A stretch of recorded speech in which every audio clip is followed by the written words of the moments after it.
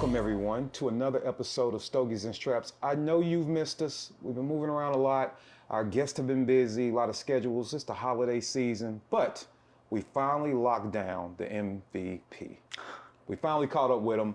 We're going to have a great episode, great show. Might go a little deeper than what you're expecting, but that's what we're here to do. So, I am your host, Kevin Dixie. You know me as KD, the real NOC for the people that are on the Second Amendment civil rights advocacy side of things. But today I'm just the host of Stogies and Straps. That's who I am. Sir, for the people who don't know who you are, haven't seen your charming smile, your physical alteration over the last couple of years, and know about your successful business that has grown exponentially over the last 4 or 5 years, tell them who you are, man. So I'm Peter, Carolina Custom Foam. I make the dopest gun cases on the face of the planet. I'm the only gun case artist, and that's what I do, is I sell foam for gun cases, a proprietary type of foam that I invented, and I make works of art, functional works of art, out of the mundane old gun cases. And if you're tuning in, you can see you somehow have some connection with KD, and you can tell by all of the truth cases that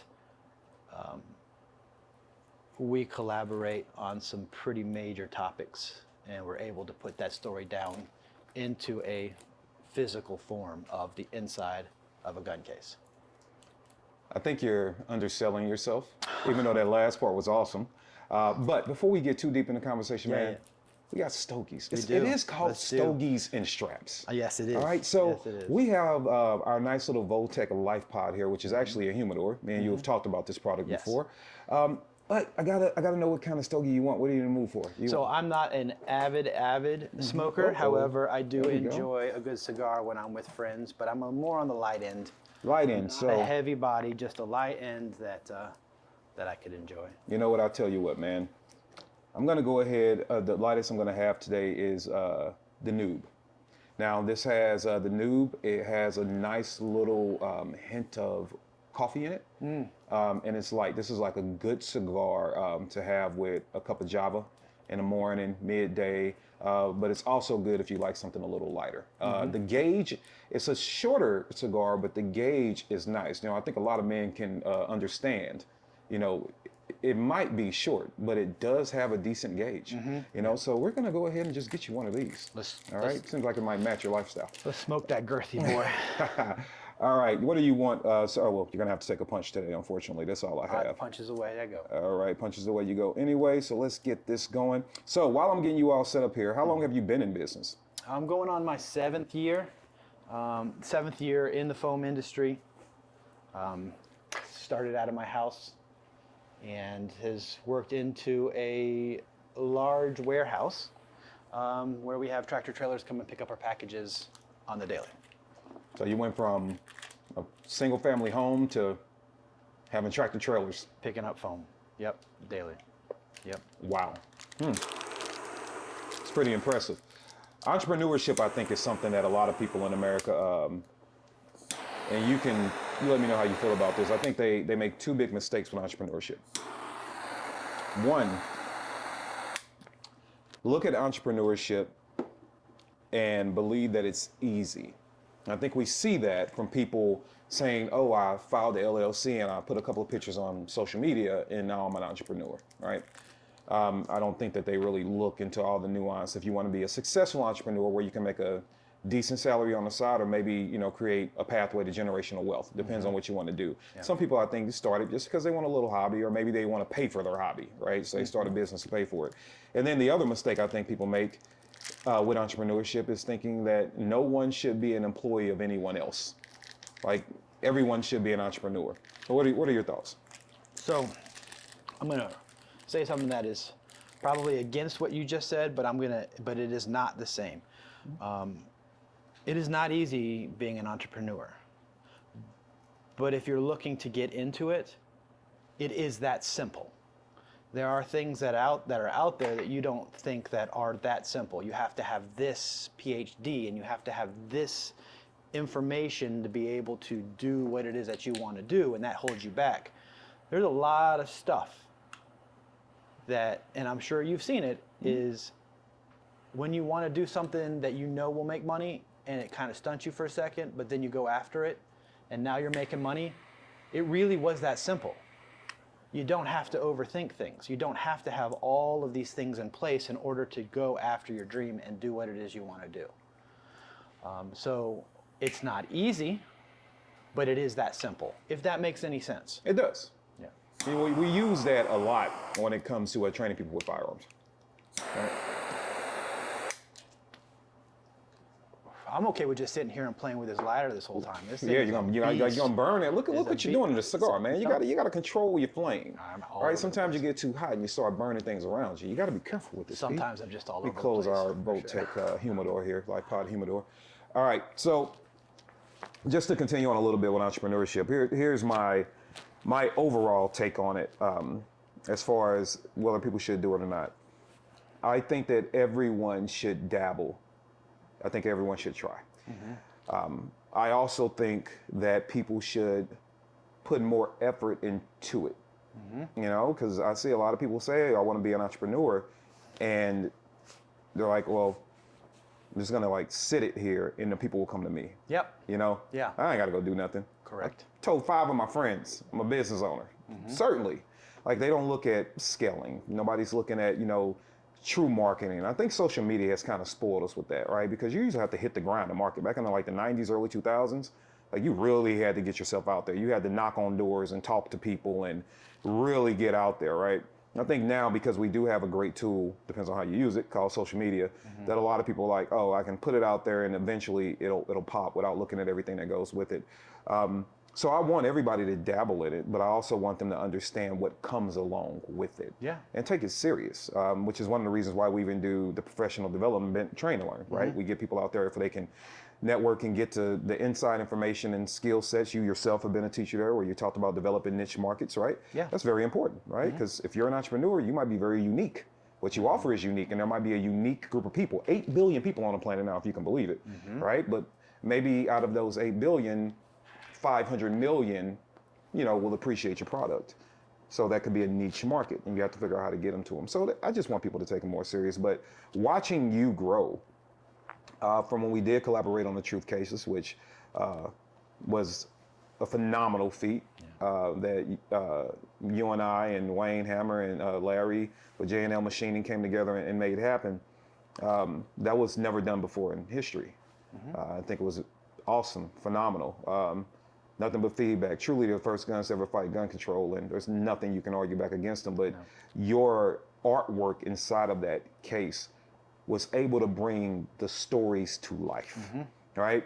We had plenty of conversations with the individuals that ordered these guns around the country to before the customer could get to the FFL, right? And for people that don't know, the FFL is the gun store that is licensed with the federal government to sell and transfer guns.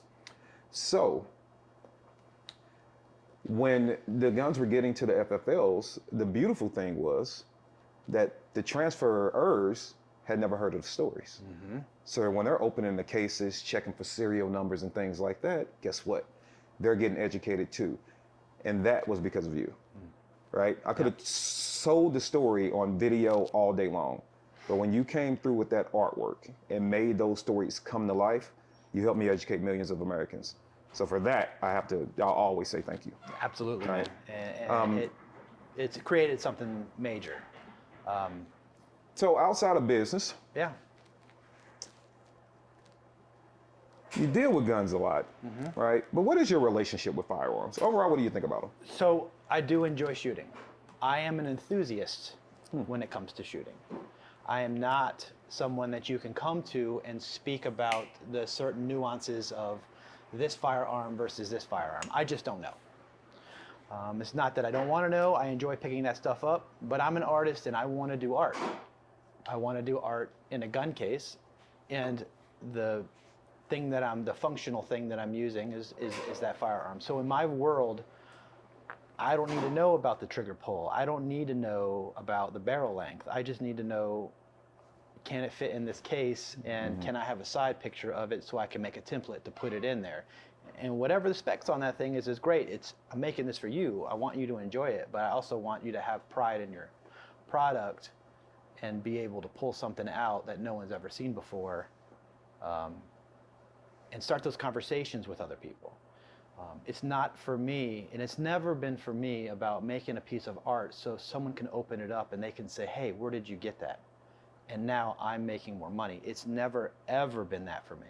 It's been, how could I support you in your life to where you open up a gun case and you have this sweet little thing that walks by you on the range and says, that's the coolest gun case I've ever seen. And you can say, yeah, I sat down with the artist and we designed it together. And now you start this conversation with that pretty little girl. And 5 years later, you're married because of my artwork. Or not. But that's where I operate from. It's not about, I'm going to be doing this regardless if I'm making money or not. But I'm happy that it could really be, it could move forward people with conversations. Gotcha. I think you're a great example in a lot of ways outside of the services you offer. I think even when you were explaining, like, hey man, I'm not a guy that understands all these different technical terms with guns and things like that. And I often explain to my peers, it's like, look, majority, high 80 percentile of people that we're engaging with, talking to at the range or about guns at, you know, the family picnic or whatever, or even someone who's creating a custom product for us, a lot of times they are more on the enthusiast side. Now, we obviously there is a self-defense aspect to that, and we have those conversations, right? That's never to be shortchanged. But what I want people to understand is what you said on a bigger level. We aren't looking for people to all be expert with firearms.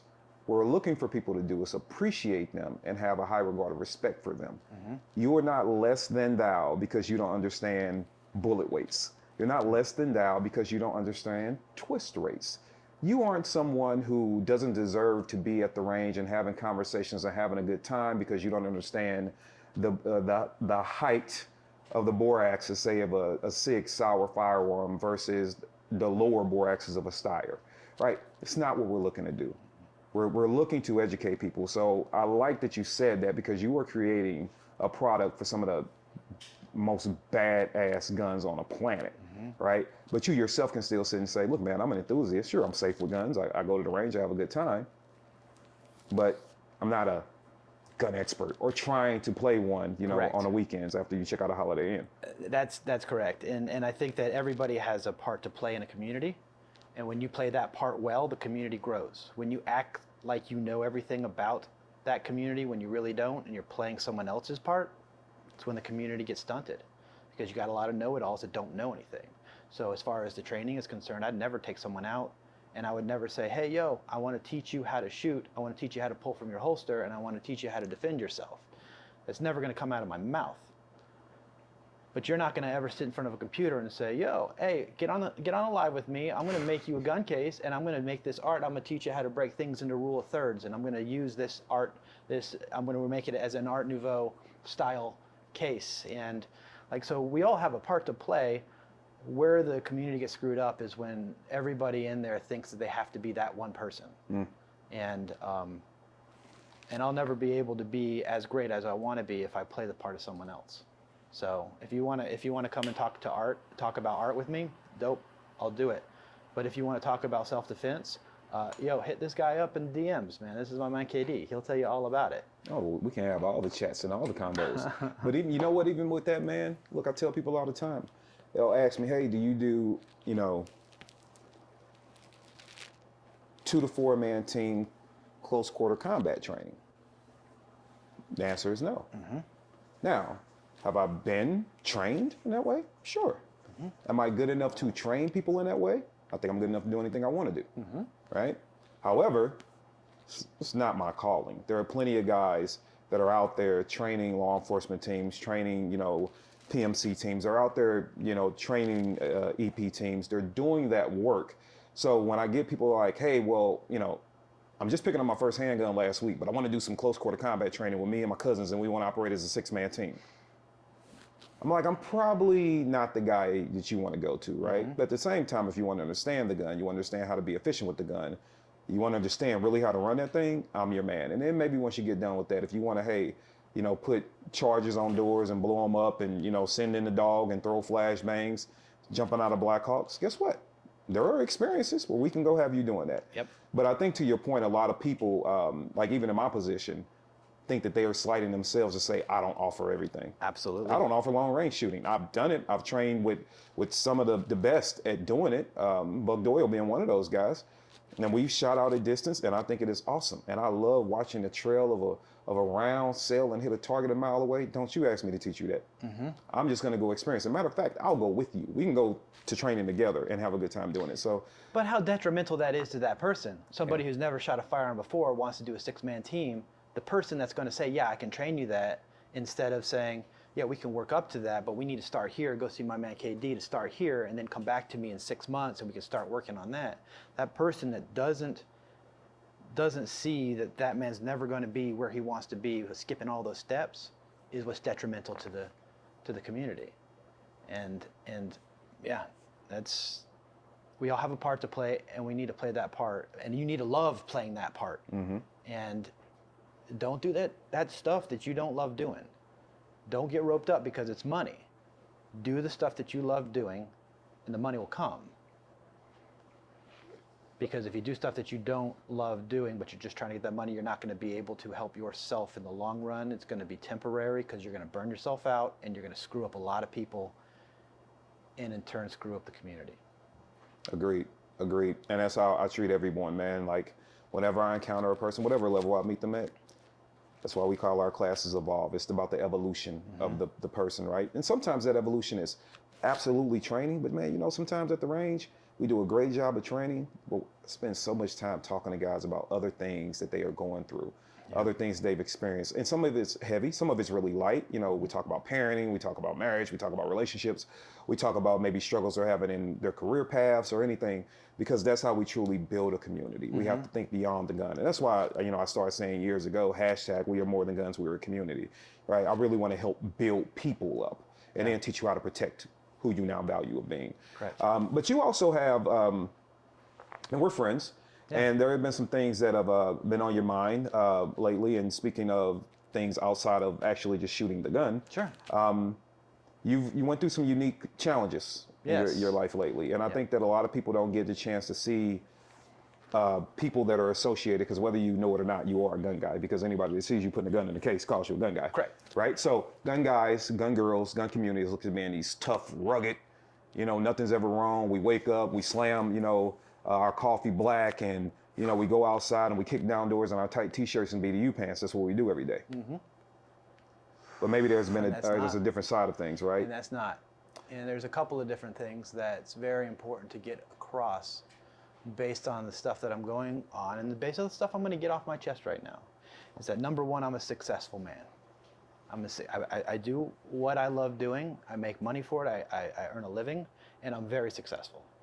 Successful people are people too, and they go through some stuff, and they get in dark places as well. And so when you see someone that has everything, not saying that I have everything, but when you see someone that's doing very well, and they go into a point of depression or dark areas, and it's very easy to dismiss that person as being, all right, he's dope, but he's weak. And I don't ever think anyone's ever said that to me, but I do struggle with mental health.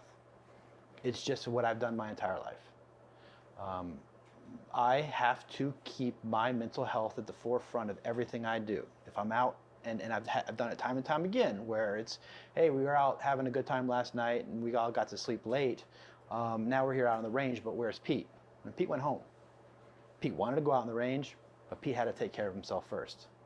And that's because if you overstimulate and you have no sleep and things start being very difficult to talk with your friends, or you feel a certain way, you've overextended yourself. And if you continue to do that and ignore that, things get bad. And I don't know if that's for everybody. I can tell you about my perspective and how I work, but I'm successful, and I've worked with more celebrities than I've stopped counting. Celebrities and people that I look up to, interesting people, political people, lots of sports, athletes, NBA, Hall of Fame linebackers, the stuff I put on my Instagram is about 30% of what I'm allowed to put. I've worked with people that have said absolutely not. I'm talking A-list people. They're like, do not release my name. I don't want to be associated with firearms. And that's fine. That's fine. That's what I do, man. I'm making, giving them what they want.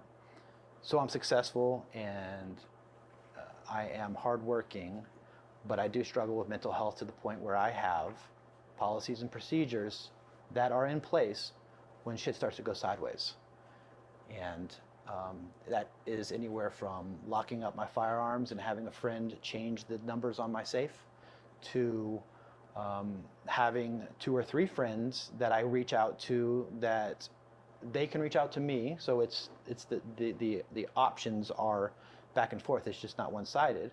But going through that and calling them up and saying, listen, I'm struggling. Just when you see me call, if you see me call the next couple of months or weeks or whatever, pick up the phone, man. I just need you around.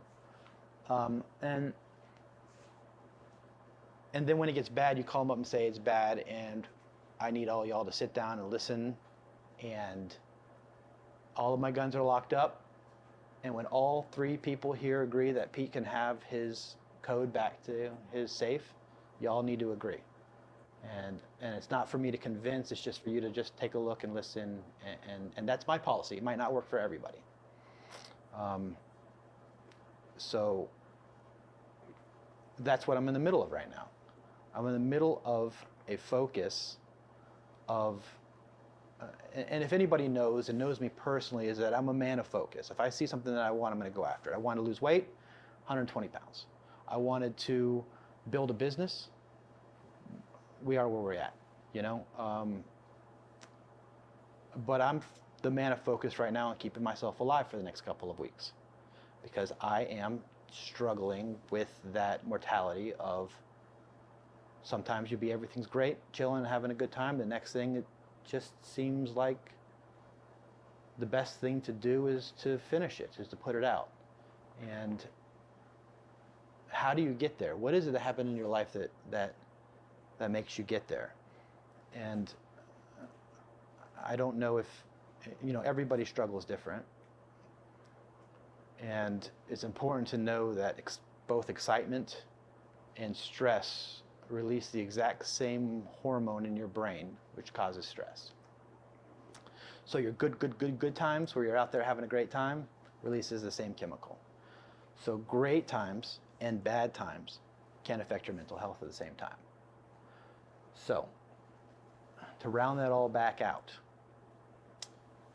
I think it's important, because I've never heard anybody publicly talk about their personal time of crisis, although there is an amazing podcast. I ain't going to plug other podcasts, but I'm going to do on this one, Walk to Talk America. Absolutely. And they go through mental health stuff, and they talk about that. But on a platform that is not mental health, right? Because you want to go there and hear about mental health in the firearms industry to go see them. Here's a platform we can talk about what crisis is, what crisis looks like, and how it affects you, and how close you can actually get, but still be here being able to talk. You know what I'm saying? So that's really what it rolls down to. That's what I'd like to talk about. That's cool with you. That's absolutely fine with me. And I'll intro this part of the conversation with saying this. I want you guys to listen to me. It is absolutely okay to not be okay. It's okay to have struggles. It's okay to acknowledge them. The thing that becomes challenging for a lot of people is that they wait till it's too late. They wait till you are in deep crisis. They wait till you're so far underwater and everybody else is just trying to figure out what's going on. They're behind the 8 ball, so to speak. You should absolutely work on having a network of people. It can be a small network. Start off with one person that you really trust, that you can be open and vulnerable with. But the person you need to start off with is yourself. Mental health for a long time in this country has been laughed at. It's been snickered at. We've called men especially weak for admitting that they have mental health struggles, right? You can have a six pack and deadlift 700 pounds and look great, but be sick here. And we have to be okay with addressing those things. And for one, sir, I believe that you're very brave. I remember the first time I stood on television and said, yeah, the first time I picked up a gun, I wanted to kill myself. And like, the music stopped. Everybody was so shocked to hear that. And since then, I've been sharing my story as part of my journey to get to where I am now.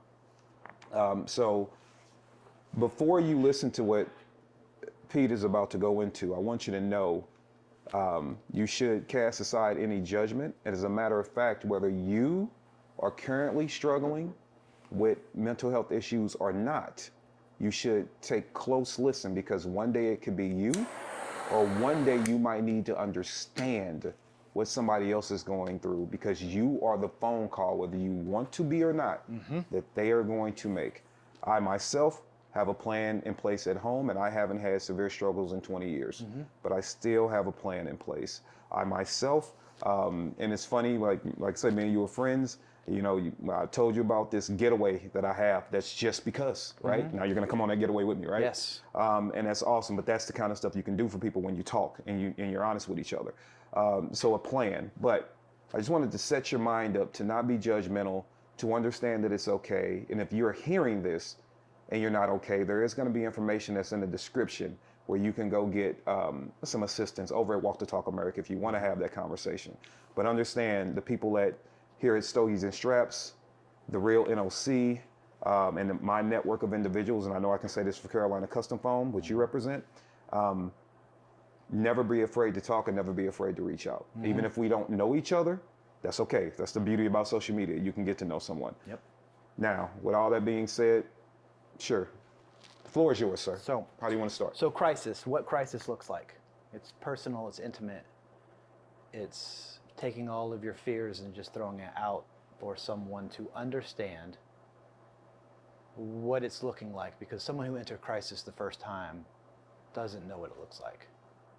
It's gritty, it's scary, it's shameful. And I've been through crisis I've been to the edge about 5 times. Well, let me stop you for a sec. Yeah. Just because. So Yeah, crisis. sure. Let's walk people through it. Sure. What is the signal that this is about to go to crisis stage? Because there's natural stress in life, right? And you can just have a bad day. Right. So how do you identify I am entering crisis? What is the trigger for you that might help somebody else say, oh, this is when it's getting bad before I get to crisis? Yeah. So for me, it's always been one thing: helplessness and hopelessness. Okay. It's being in a position where you can't escape the problems or the troubles that you've got, and you are so tired of trying to figure out how to get out of it that you're now exhausted. And that exhaustion sets in, which amplifies the helplessness and hopelessness. It could be money issues, it could be relationship issues, it could be one issue, but you're focused on that. And a lot of the helplessness and hopelessness masks the fact of a couple of different things. Number one, that situation just might be helpless. And you are just going to have to face the fact that removing yourself from that situation, even if it hurts as bad as you think it's going to hurt, is still going to remove that helplessness. But you got to be honest with yourself to do that. And when your mind is not in the right place and you're hyper-focused on what's not working, it's very difficult to set up a plan to get around that and make it work. I'm speaking in vague terms because it can be very vague, but the feelings are not.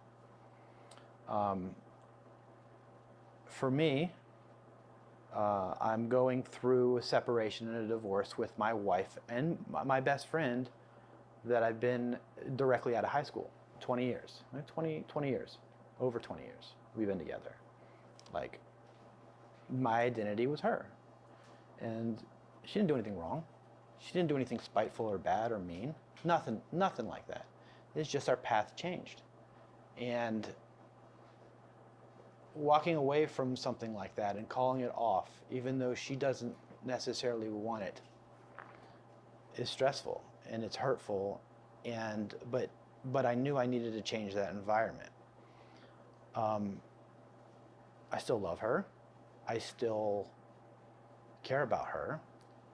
And unfortunately, there are two special needs children that we adopted together that are getting the brunt of this too. Making that call to walk out of the life of those three people when I was the captain of the ship is pretty helpless and hopeless.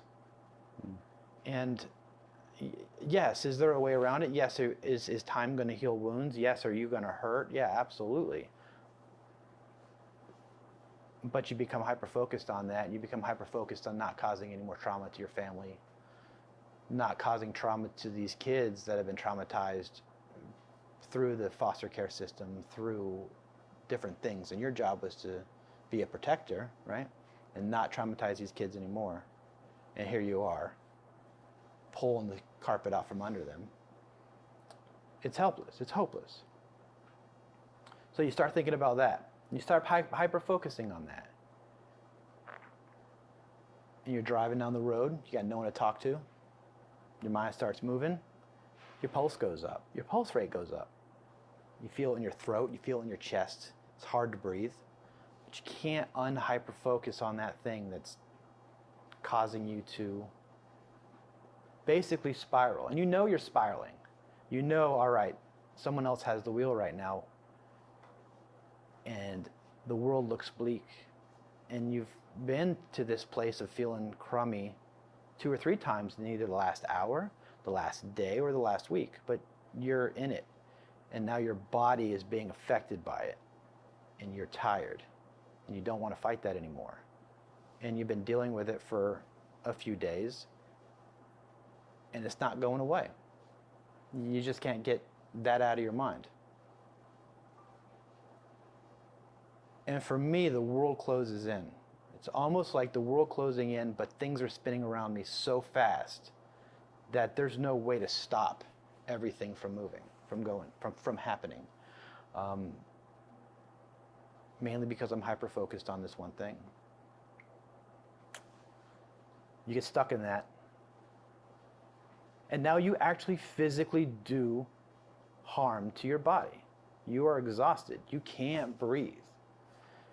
And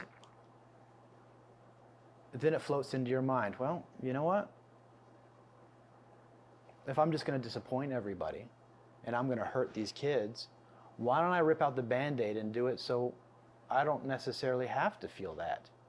They'll get over it. I can't cause any more trauma after the point of this. Just finish it. Just end it. That creeps into your mind. And then the shame hits you. What the F am I talking about? What? Of course, I'm going to leave this monstrous void in the heart of all of my friends, all of my family, especially these kids. I'm going to leave this void. But that thought starts to dissipate. And then you want to reach out to someone and talk about this. But like my buddy was going out with his friends. I'm not gonna call them up. I'm not gonna burden them. Like my mom and dad. I mean, they love me. But no, they're going through some stuff too. I'm not gonna burden them. You know what? I'm not gonna burden anybody. I'm feeling like I'm a burden, so I'm taking that choice away from them. I'm not doing it purposely. But I'm in crisis, and I'm feeling out of control. Once you get to that point, once I got to that point, because this is my perspective, minutes start going away. And you start disassociating and staring off into space, or the only thing that you can feel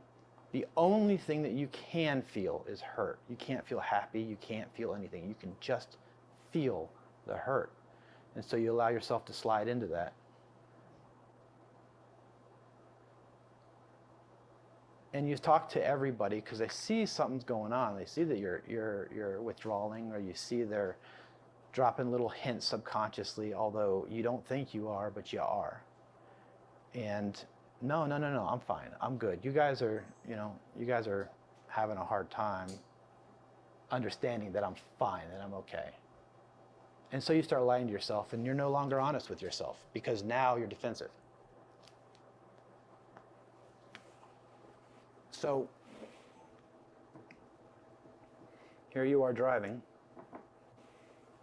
Your mind is 1,000 miles an hour. You start planning. Well, here's the responsibilities that I have that I can't leave unwrapped up. I have a dog. What am I going to do? Leave that dog at the borders? I love this dog. No, I'm going to take this dog, I'm going to put him somewhere safe. Find a place for him to go. Whether it's, in my instance, it was to leave him with my wife that I'm getting separation from. She wanted the dog, she can have the dog. It wouldn't have been that way if I was thinking right. Now I've wrapped up that responsibility.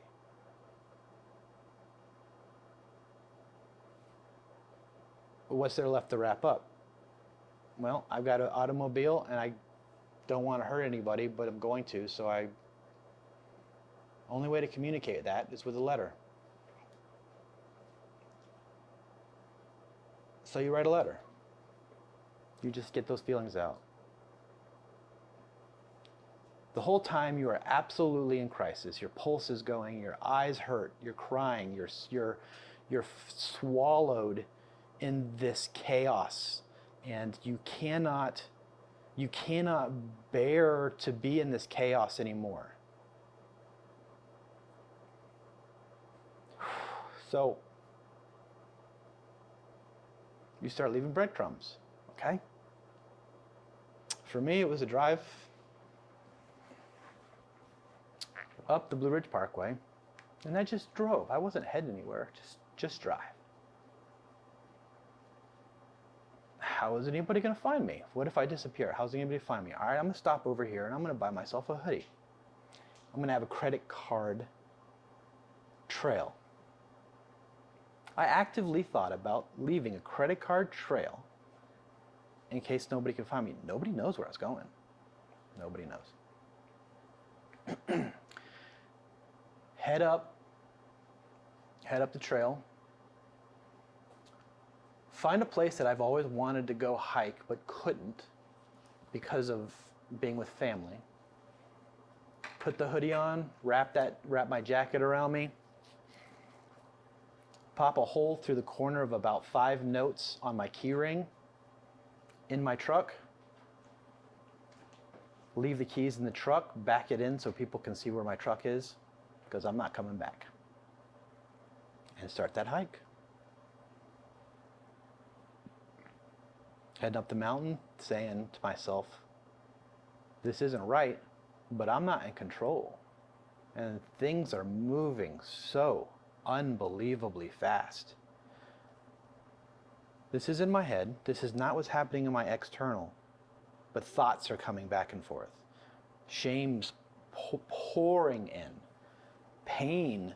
You start this movie. I start this movie in my head of what it's going to look like when people get the news. And that pain starts even more. And we're spiraling. We're out of control. I'm on this hike for about 25 minutes. I don't even know it. And I find this beautiful spot where I just need to sit down and no one's around. And it's at the top, or at this pinnacle of this hike. And it's a long way down.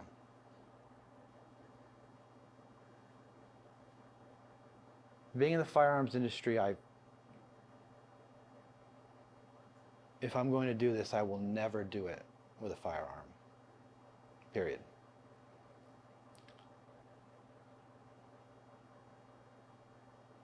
Which takes the painless way out of the equation.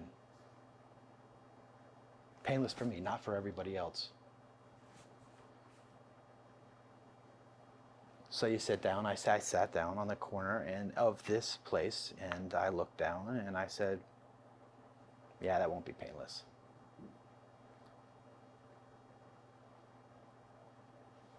and I am out of control. I cannot hold the wheel anymore. And logic sets in of, yes, this is the only way. This is it. My logic, which I'm a logical person, logic sets in. And imagine at that, and I'm sitting there, and I am crying uncontrollably, trying to get it all out. My pulse is super high. I can feel my eyes as the pulse is happening in the back of my eyes.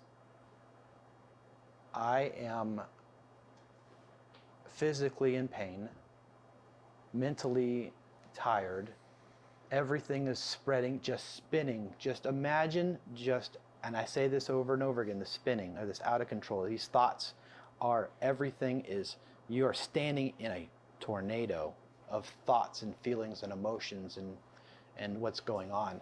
And you sit down and you look down and it all just goes away. Because I've made that decision. And I'm ready to step off the edge. And it goes away. The decision's been made. I don't have to worry about this anymore because it's going to stop for me. I'm done. I'm absolutely done. You take a deep breath and you look down and you know that the only thing that you can do for your own survival is step back into that shitstorm you just walked out of. You have to step back into this feeling of chaos and crisis to get out of what you are going to do to yourself, because it's really fucking comfortable over here. It feels really, really good. It's not, but that's how it feels. And now you're faced with, which direction do I go? Do I go back into the hell that I just got out of? Or do I just give it to everybody else? I should have called friends before I got to that point. It's a should game. But I didn't. So I called my number one at that point. When I got comfortable and I felt good, I called my number one. Phone's not working. I got no service. I'm at the top of the mountain. Damn it, I just did this shit to myself. I'm not thinking right. I'm thinking about how to leave breadcrumbs. I'm not thinking about if I go somewhere and I do decide that I do want to talk. I can't do that. Phone won't go out. All right, I got one bar sitting there crying. Crying less tears, but crying tears based on what I think my friends and family are going to feel because of what I just did to them one last time. Crying because I don't want to go back into that chaos to be able to get out of this comfortable spot. And I couldn't get through to my number one.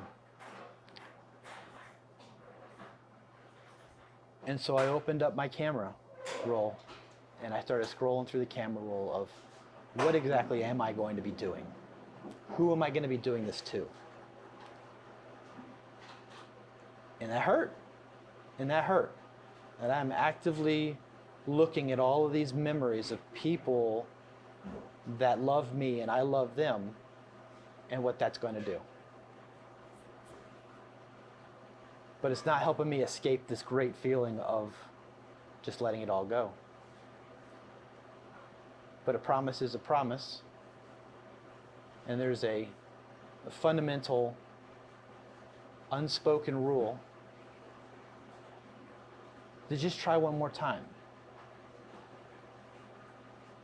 And so I opened up the gram and I opened up the DMs and I hit up my number two.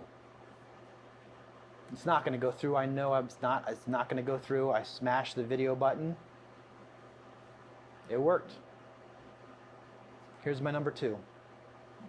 Hey, what's up? Bro, what's up? Pete, what's wrong? Couldn't say a word. Frozen.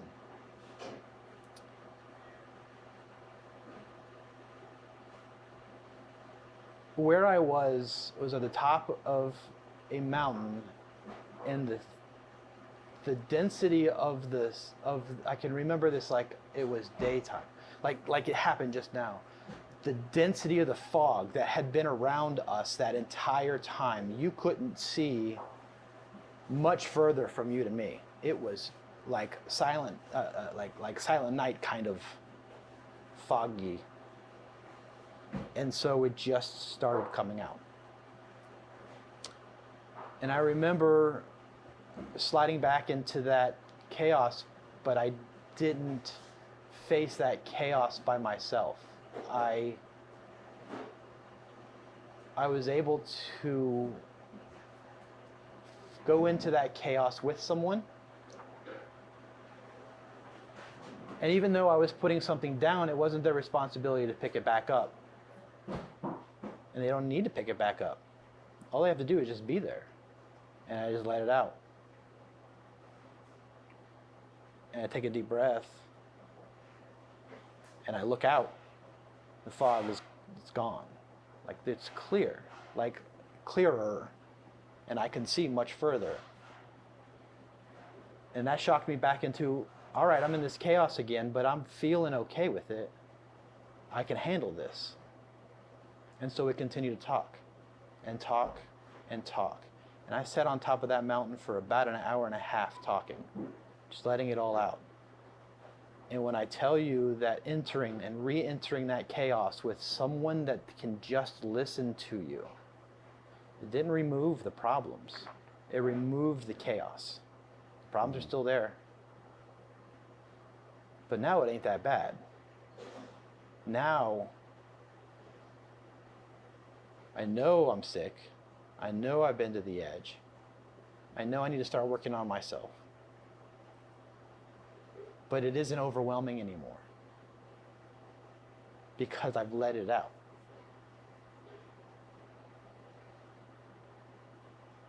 And that number 2 has no idea that that's where I was at to this day.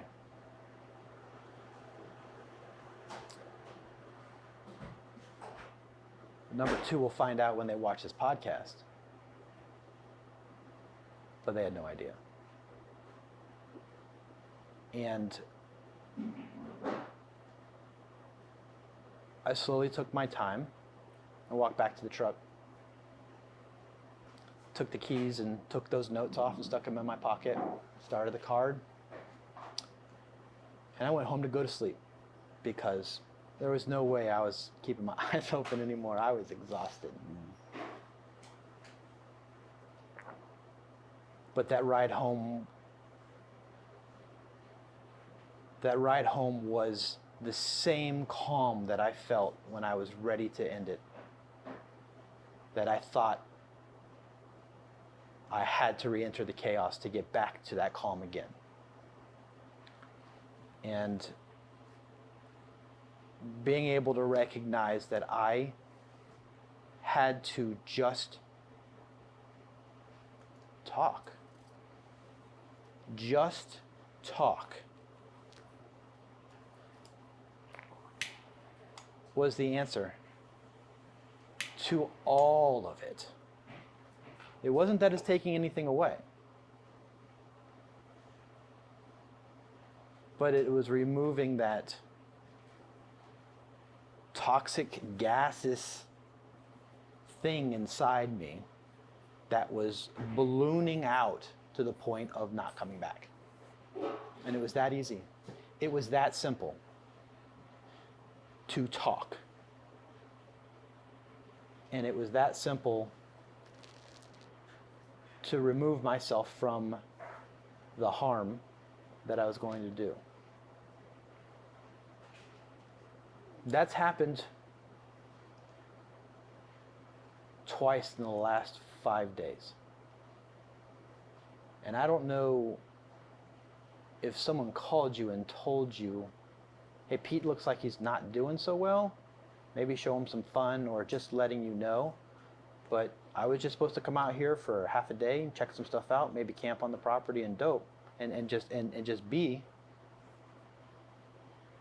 But right before I came out, itinerary changed. You don't have to tell me if something got called. You don't have to tell me if you picked up something was going on. But I would like to think that there are people that will move in front of you. And I think that there are people that will move behind you without you knowing, just to make sure you're all right. For me. That's my view. Wow.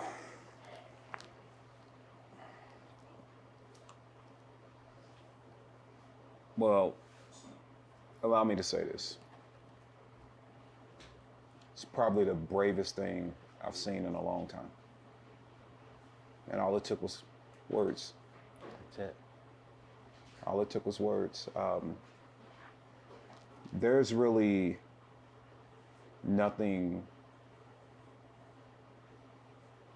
more extraordinary than what you just did. Sharing your story, even though personal to you, is an example of what true strength and bravery looks like. For as long as we've been documenting history, men have picked up swords and axes and spears and guns and whatever, and they fought. But we've never really been good with fighting up here. Mm-hmm. And I think you laid out, although once again personal to you, you laid out a blueprint of identification of when it goes bad, what steps you can possibly take. Even your missteps are now examples of steps. Correct. That other people should take. When we look at all that's near and dear and important in this world, to me, friends are. Mm-hmm. So I am going to answer one of your questions because I think people need to hear it. And he's like, hey, well, you don't have to tell me, rather, why the itinerary changed. To me, it's not about you as a person when you're doing okay. It's about noticing when other people aren't. Right? So when you, it's along the same lines of when you had to think about, what happens if I'm not here for, the kids or the dog or the wife, or whatever the case may be, or other loved ones that depend on me. To me, it's the same as a survivor. I'm tuned in. Mm-hmm. Now, I'm not saying I'm perfect or I catch everything, but I'm pretty tuned in. Mm-hmm. And I know what it's like when you're trying to say something without saying it, mm-hmm. and you really just hope somebody gravitates towards it and just does a thing. So, yeah, it's the reason I'm letting you interrupt my mancation, right? Right. And we're going to San Juan, Puerto Rico together. We're going to have a great time. Yep. We're going to make those more memories. It will. That I can scroll through, or I can put in that Rolodex of when things were going bad. This is all we had to do. Absolutely. Absolutely. And there is, for everybody out there, I mean, there's the most valuable thing you can give is yourself, mm-hmm. right? And so think about how selfish it must be if you can pick up on something being offered another person and you don't offer that value because you're going to bring, or you can potentially bring something substantial that can alter the course of their life. Mm-hmm. And then when might you be in that situation to where you need someone to make that sacrifice for you? I mean, could you imagine the guilt you might have to live with if you're like, oh man, I was really planning this great trip, out of town, going to, play in a softball league and have a great weekend, and a buddy happens to call you and all he needs is dinner before you go. So maybe you're 5 hours late to your trip, and that 2-hour dinner just gave him another 20 years, Yeah. right? Right. Like, how selfish would it be of you to not do that, and then imagine the guilt you're going to live with? And we've seen the stories all the time. I was just on the phone with them. I just talked to them. Oh, we just hung out. So I think that it's a very brave thing of you, and I think that it sets an example not only for the people that might be in crisis, but also the people that might want to help somebody through crisis. And also, too, everyone out there, remember, sometimes you might be put in a position where you don't have the answers. But that's okay, because sometimes you just talking, communicating, being there is the answer. But while things aren't going bad, this is a great opportunity to build that network of resources. So you know how to get people assistance. You know you know who to reach out to. You know exactly how to navigate the waters, even when you're not the captain. You know where to get people and how to get them help. It's very, very important. There's really nothing that I want to talk about past this. There's nothing that we could joke about. There's not a cigar, there's not a gun, there's not a funny story. I was going to talk about like 1980s wrestling today, but none of that. We can do that later on. You can always come back on and talk, because we're here to talk. And that's what the most important thing is. So before we wrap up, you know, I want to say this. I want to give people one of my cues to when I think stress is getting to me, and I'm monitoring it like a hawk. You know, when you cry, you have tears come out the front of your face. When things are getting bad for me, I feel like I'm crying behind my eyeballs. Yes. It's like a drainage. It's weird. Yes. And I can't wipe it away. And then I have things set up for me where I'm like, yep, you'll see me. I won't be on social media for a couple of days. And it's not that I've gotten a crisis. So I'm just relaxing. I'm just pouring back into myself so I don't get there. But I start paying attention to the different cues that are going to let you know, like, hey, this could just be stress, but we don't like being stressed. Yeah. Because 20 years ago, we remember what happened when we were really stressed. We don't like that, right? So let's always pay attention to those things. But if you could take 30 seconds and give people this spin. After you got out of, now that you're out of, in this immediate moment, you're maybe not in that heavy point of crisis like you were at the top of the mountain. What did you learn to appreciate when things cleared up a little bit, where you can actually think?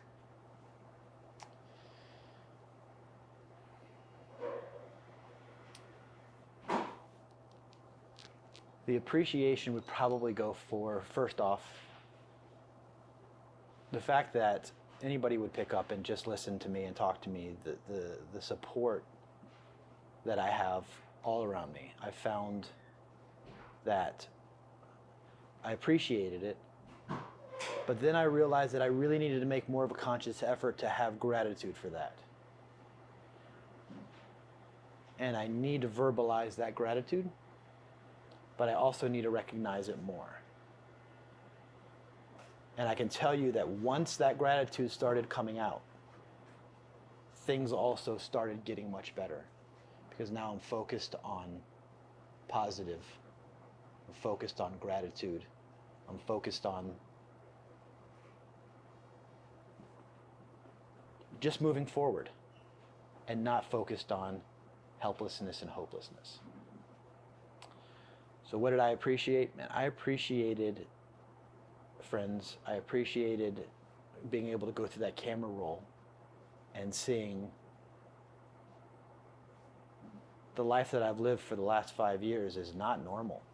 It's pretty damn amazing. And meeting amazing people, meeting my heroes that I grew up with, listening to, and watching on in the movies, and all of that. It's phenomenal.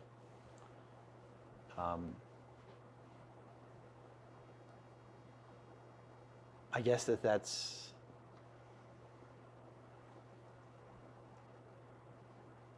I appreciate the position that I'm in, even though it sends me here, and even though that I emotionally am at rock bottom. I know now steps that I need to do to prevent myself from getting here. And then when I'm not in that crisis, still being at both emotional and relationship and not business, but stability, rock bottom, that I can rock this and feel like crap and slide right back into helplessness and hopelessness, or I can just accept the fact that right now it sucks, and that's what life's about, is going through amazing times and going through the suck. And the only thing that's different is my mindset and point of view, because it is what it is. How I just choose to accept it is what's going to make it better or worse for me. I'm not going to be back in this position. I mean, I don't want to go back to the top of that mountain. I'll never go back to the top of that mountain. How do I do that? Go to Puerto Rico with my friends. Exactly. I go to Atlanta with my friends. I tell my friends on the backside, hey, I'm struggling, man. Pick up when I call you. And I'll tell you when I'm all right. It also means swallowing your pride, because just because you're rubbing elbows and sitting down at the dinner table with people that you've watched on television your whole life doesn't mean that you're bigger than this. You're a human being and you're going to feel this. And we're going to get there, and we're going to do our best to get through it. Also want to bring up a point of suicide isn't a joke. Telling someone to kill themselves when you're playing video games, that's not okay. It's not funny. It's not funny because when you're in that point of crisis and you think back to your friends, you're thinking about playing 2K with your boy who just looked you in the eyes and said, man, that play was shit, go kill yourself. We've all done it. We don't mean it. But the thing that's supposed to latch you to life is just told you to do it. And now if you don't do it, you're not a man. If you don't kill yourself, you are letting people down. I'm not saying it's right. It ain't right. Your mind's out. But you can't tell someone who's not thinking straight that they're not thinking straight, because they're not thinking straight. And if you care about your friends, sometimes you just really need to check your language, because even though it seems funny to you, at that point, that last couple of minutes, if they're thinking about over and over and over in their head when it's crisis, when all those thoughts and things are swirling around and all they can hear is what my boy said to me, you put the nail in that coffin with a joke. All right, yeah, you're right about that. Well, man, this has been what it's about. It's been about, said when I started this thing, I wanted it to be about real conversations. So this was a real conversation. And we'll definitely have more of it. I appreciate you all tuning in. Pete, I appreciate your transparency, man. I appreciate your strength. I really do. And not only the strength you showed today, but the strength you had to have to make it through that crisis. Man, thank you all for tuning in. I hope you engage. I hope you listened. I'm not going to tell you to just share this video, but if there's somebody that needs to hear it, I want you to share it with them. Don't keep this information to yourself. Give it to people that need it. And we're going to end this episode in a way that I've never ended an episode before. I'd like for you to stand up, sir. Yeah, you're much taller than me, but I want you to come here. Thank you, brother. Absolutely, man. Thank you. And always remember, that gratitude you have now, it's the same gratitude you'll have next time you make a phone call and somebody's there for you. Yep. We love you, man. You too, brother. Thank you. And thank you guys. Peace out, guys.